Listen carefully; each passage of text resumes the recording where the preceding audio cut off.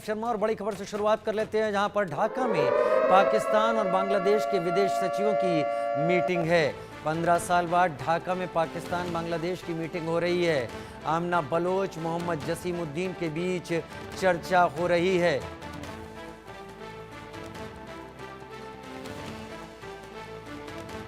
पाकिस्तान और बांग्लादेश के top diplomats में बातचीत। ढाका में पाकिस्तान बांग्लादेश के विदेश सचिवों की मीटिंग।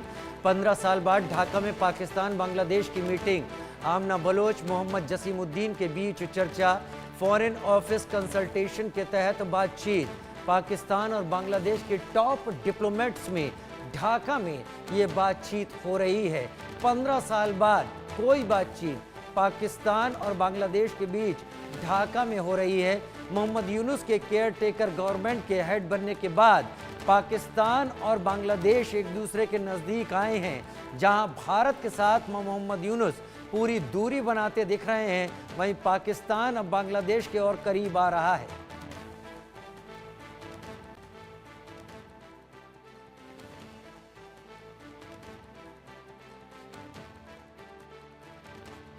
पाकिस्तान के विदेश मंत्री इशाक डार के दौरे से पहले ये प्लानिंग की तैयारी है। आमना बलोच और मोहम्मद जसीमुद्दीन के बीच चर्चा हो रही है। फॉरेन ऑफिस कंसल्टेशन के तहत ये बातचीत हो रही है। पाकिस्तान और बांग्लादेश के टॉप डिप्लोमेट्स के बीच ये बातचीत हो रही है। इसके ज़रिए दोनों देश क्या हासिल करना चाहते हैं, ये भी देखना होगा। क्या भारत के खिलाफ दोनों देश कोई गठजोड़ बनाने की तैयारी में हैं, ये भी देखना होगा। क्योंकि 5 अगस्त 2024 के बाद से जो हालात बांग्लादेश में हुए हैं, उसमें मोहम्मद यूनुस ने भारत को छोड़कर पाकिस्तान और चीन को चुना है। आशीष दीक्षित न्यूज़ रूम से मेरे साथ लाइव इस वक्त जुड़ गए हैं। आशीष, पाकिस्तान की नज़दीकी और गलभैयाँ बांग्लादेश की कुछ ज़्यादा ही दिखाई दे रही हैं। ये बातचीत कूटनीतिक स्तर तक ही मानी जाए या इससे भी आगे इसके कुछ परिणाम सामने आ सकते हैं? देखिए, जो नजदीकी है वो यही दिखा रही है कि व्यापारिक संबंध स्थापित करने की कोशिश हो रही है। तमाम पहले क्या होता था शेख हसीना सरकार में कि वीजा नहीं मिलता था पाकिस्तानी छात्रों को बांग्लादेश आने का, उस वीजा पर भी बातचीत हो रही है। व्यापार की बातचीत हो रही है, कैसे ज्यादा से ज्यादा व्यापार बढ़ाया जा सके।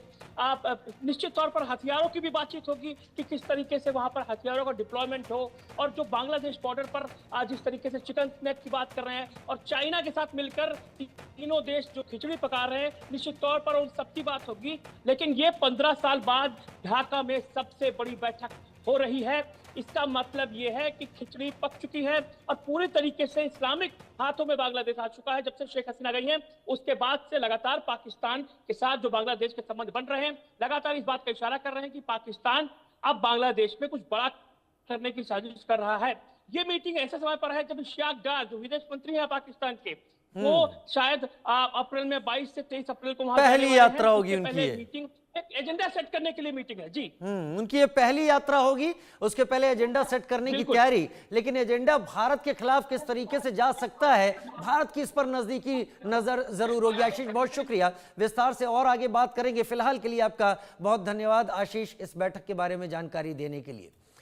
उधर इंडिया न्यूज की मुहिम का बड़ा असर हुआ है। दिल्ली यमुना की सफाई पर एक उच्च स्तरीय बैठक हुई है,